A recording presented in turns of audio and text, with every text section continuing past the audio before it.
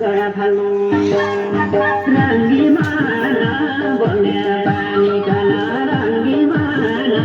बन्या पानी कना रंगी माला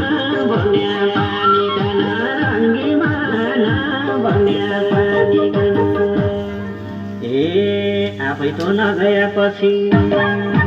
रंगी माला लिग्ला पानी कना रंगी माला